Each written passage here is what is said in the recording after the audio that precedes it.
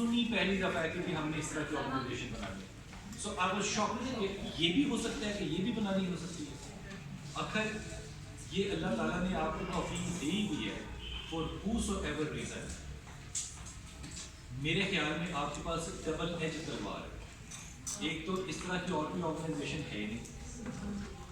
دوسری بات جو سب سے ہے وہ خدا کی وجہ اس آرگنائزیشن نے سیاست کو بتایا کون کیا ہے کون امپورٹنٹ ہے.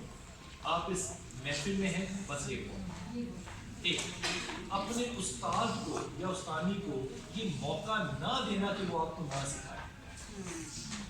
یہ اس کی گردن پہ آپ کا حق ہے کہ آپ اس سے سیکھیں اور آپ نے سیکھنا ہے اور اس میں آپ نے گنجائش نہیں رکھی.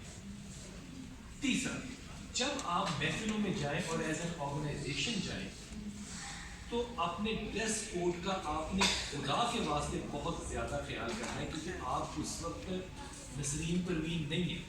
آپ اس وقت نعت خوان ہیں اور اس سوسائٹی کو ریپرزینٹ کر رہے ہیں. ڈیسنٹ لباس کو بیٹھ کے یا تو سمجھیں سلما خان کے پاس اس کے پاس امین کے پاس ڈیسنٹ لباس کس کو کہیں ورنہ